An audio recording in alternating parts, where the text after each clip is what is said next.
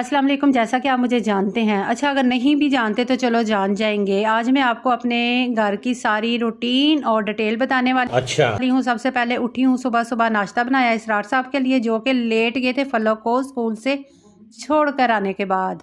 इन्होंने शूज़ पहने हुए थे और मज़े से लेट गए। जब चाय दी तो कहते हैं चाय तो ठंडी है, दोबारा गर्म करके लाओ। एक तो इनके जतन नहीं ख़त्म होते, समझ रहे हो। फिर चाय दी, नाश्ता किया। मैंने कहा जल्दी से नाश्ता करें और भागने की कोशिश करें।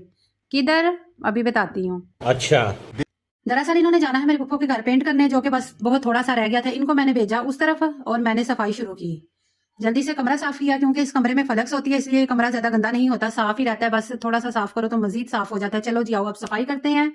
सफाई मैंने शुरू की। आपको तो पता ही नहीं होगा कि मेरी टांग का मसला है और मैं नीचे बैठ नहीं सकती। अब मैं सारे काम बस यूं ही खड़े होके चलती रहती हूँ, काम करती रहती हूँ। बस अभी सफाई कर ही रही थी कि इसरार साहब वापस आ गए। कहते हैं कि नहीं वो भी सोए में हैं, कहते हैं बाद में आना। सफाई करते करते एकदम ब्रश टूट गया। ओ नो यार, खत्म, बाय बाय, अब तो इसरार साहब की बातें ही शुरू हो गई हैं। अब क्या होगा, कहते हैं पहले दिन ब्लॉगिंग करी और ब्रश तोड़ दिया तुमने। अभी इसरार साहब को लगाया कि ब्रश को जोड़े और मुझे दोबारा से करके दे सही। मैं किचन में आई फौरन के उतनी देर मैं किचन साफ करूं, जब तक इसरार साहब ब्रश को सही करते हैं मैं किचन साफ कर लेती हूँ। बर्तन तो खत्म होने का नाम ही नहीं लेते।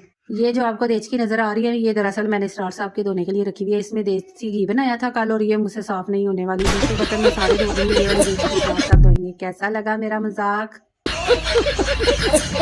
दरअसल अभी इसरार साहब बहुत गुस्से में है कि नया ही कल ब्रश लेके आए हैं और तूने तोड़ दिया है। भाई मैं अब क्या कर रही थी, मैं उसके साथ खेल थोड़ी रही थी, काम ही कर रही थी। कहती है तुम बहुत सख्त हाथ लगाती हो तो वो टूट गया है।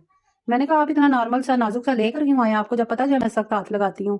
फिर यहाँ पर आई, जब मैंने पर्दा पीछे किया तो वो भी टूट गया।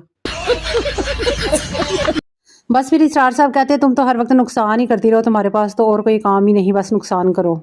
यहाँ फिर मैं सब कुछ छोड़ छाड़ के बैठ गई। ये ले जी, मुझसे तो और कुछ नहीं होता, मेरे तो अब गोडे में दर्द शुरू होने लग गया है। आप जाने आपके काम जाने। अल्लाह हाफिज़।